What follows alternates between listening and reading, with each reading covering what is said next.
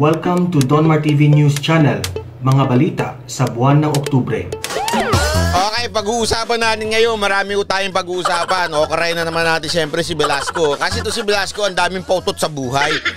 Meron pa siyang nalalamang manifesto, nakakainis eh. Alam mo yung ginagawa tayong tanga? Alam mo, ito si Velasco, may saltik din to sa no?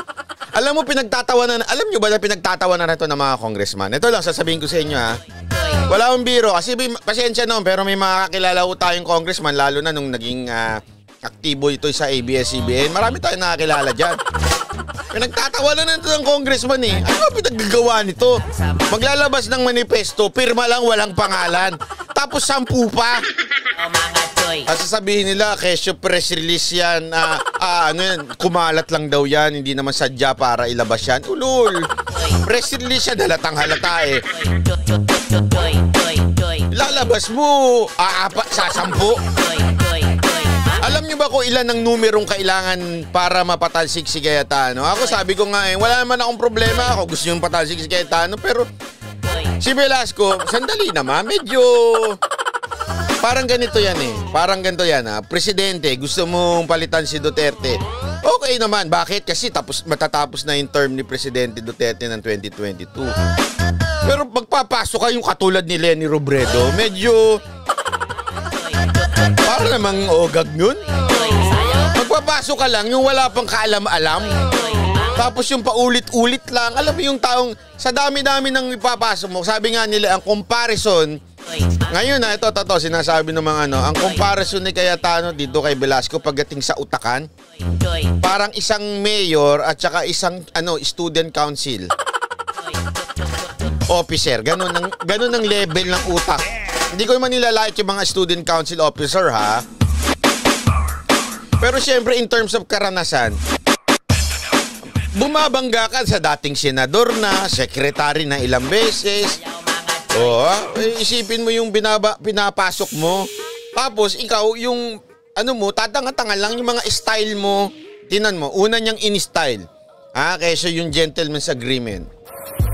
Tinatabla na siya, pinagtatabuyan na siya ng Malacanang. Paulit-ulit na sinasabi ni Roque. Sabi ng Pangulo, kailangan mo ng boto. Nirerespeto niya ang mga kongresista. So ilang beses kinang pinagtabuyan ng Malacanang. Tingnan nyo pansinin nyo, di ba tinagtad natin yung gentleman agreement na yan? Nagbago siya ng linya. Linya na script niya? Ang script niya, mayroon silang numbers. Antayin mo magpapalit na naman yan ng script. Tingnan nyo lang, kasi marirealize niya, wala pala talaga kaming numbers.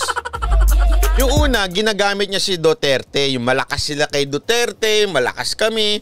Pero every time naman tinatanong si Spokes Roque, lagi naman siyang nilalaglag. Siguro napansin niya na medyo hindi na effective tong ginagamit ko yung pangalan ni Pangulong Duterte. Sige, sabihin ko lang, gamitin ko na lang. Yung numero marami kami. So naglabas nga siya, di ba? Ito yung una niyang nilabas, pirma.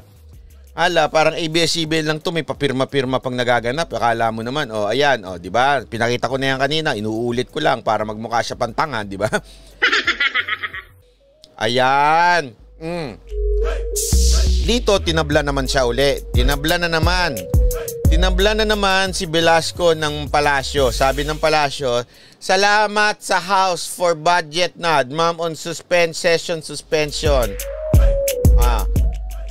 Sige, una sa lahat, ano ba ibig sabihin ng NAD? Para maintindihan natin, NAD meaning, baka kasi yung iba hindi makaintindi, tulad ko.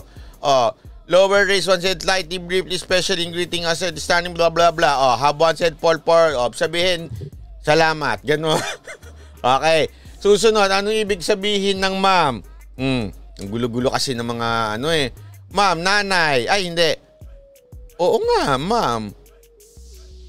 Adjective, silent. Hindi sabihin wala silang komento dun sa session suspension.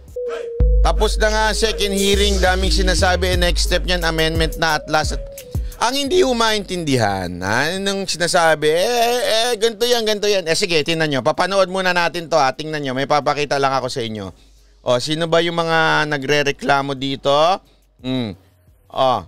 Ito. Papanoorin natin. Baka naman sabihin nyo, tutuloy natin itong mga banatan natin. Hindi ako papayag. Magbanatan tayo na magbanatan. Hindi raw Kamara, kundi Senado ang dapat sisihin kung magkakaroon ng delay o kaya reenactment sa 2021 national budget. Reaksyon po yan ni Cayetano sa sinabi ni Senador Panfilo Lacson na kahit anong gawin ng Senado, hindi nila mapapaabot ngayong taon ang budget. Git ni Cayetano, hindi na antala ng isang buwan ang budget. Isang araw lang daw ang nabawa sa panahon ng Senado para mag-deliberate. Sa halip daw kasi na sa November 16 ay November 17 nila ito masusumite sa Senado. Paliwanag ng kampo ni Cayetano, kahit daw nasunod nila ang orihinal na target na October 14 at naipasa ito sa Senado, hindi pa rin daw nila ito matatalakay dahil naka-break na ang Kongreso at sa Nobyembre pa magbabalik.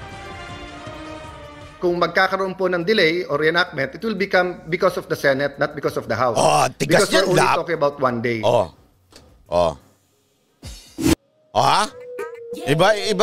Iba na lumaban ngayon to si Speaker, pati yung mga senador binabanatan niya na. Kasi sinasabi nitong Senado, dahil sa pag-break ninyo, madedelay. Mukhang meron tactic na ganyan ha. Dahil dyan, madedelay tayo. Ganyan. Ang sinasabi naman ng Congress, ganito. Okay, magbabakasyon na sila. It's vacation time, pero merong technical working group. Nakakalimutan kasi ang problema sa iba, komento ng komento kagad. Ang linaw dun sa speech ni Speaker Cayetano, merong technical group na binuo na magkakaroon ng amendments, pero pasado na. Amendments na lang yung gagawin. Ibig sabihin, wala nang discussion, wala nang debate tungkol sa mga na budget ng mga executive branch, yung mga departamento, wala nang gano'n. Kasi yun yung inaantala at ginugulo ng grupo ni Velasco. Kasi gusto nilang ma-delay yung budget. Para pag nag-delay yung budget, gagamitin nila yon at sasabihin nila, tingnan nyo na-delay yung budget. Ayaw ni Pangulo yan, ma-delay ang budget. Di ba? Para hindi magkagulo, ganun ba? Sige, pasado na. So, pinasa na ni Speaker ang budget. Tapos ang usapan. Ngayon, so paano yun? Hindi na deliberate yung, yung mga kailangang pagbabago. Ano ginawa? May technical group na mag-aayos. Doon sa technical group, pili na lang. Wala na doon yung Makatae Black. At dahil dyan, panalo na ang PCOO. Alam mo, perfect talaga, no? Ito naman sasabi ko dito. If there's one thing that I would really somehow conclude on this, the hand of God really moves. Alam niyo kung bakit? Talagang ipit na ipit yung PCOO at saka yung NSC at saka yung NICA. Iniipit talaga. Merong karapatan mag-ipit ang congressman. Tandaan nyo ha. Pwede nilang ipitin yan at patagalin, i-delay ng i-delay. Ipinipressure na Makatae Black na hindi mapasa yun. NICA, importante yan. Yan ang ng national intelligence ng buong Pilipinas. NSC, ganun din. PCO, dahil nandun si Yusek Badoy. So isipin nyo, kung hindi yan nag-away-away, sabi nga nila, away-away kayo, dibuti. Dahil dyan sa away-away na yan, pinastruck ni Cayetano, di pasado, wala na masabi yung mga Makabayan Black. Ngayon, ang importante, meron naman technical group na aayos. Tapos, ang usapan, November 14 isasubmit. Okay? Ang mangyayari lang, papasok sila ng November 14, November 15, submit. Malinaw. Ibig sabihin, isang araw lang madedelay. Isang araw lang madedelay ang pag-submit ng Kamara sa Senado. So instead of November 14, since papasok sila ng 14, dun sila mabalik lahat, 15 may papasa nila. Bakit? May technical group na nag-ayos. Yung technical group hindi magbabakasyon. Yung pag sinabi mo kasing bakasyon niya, babakasyon, mapunta kaming Boracay, hindi ganun yon. Ibig sabihin lang walang session. Bakit lang? Tinotolongges lang natin si Velasco. Ganun ang dating nun. So, diretsuhan na tayo. Inutakan ni Speaker Cayetano ito si Velasco. So, ibig bang sabihin nun, takot si Speaker na hindi magkano? Hindi. Anytime, kahit ngayon, maglabas ka manifesto. Yan nga ang hamon ni Speaker Maglabas ka ng manifesto.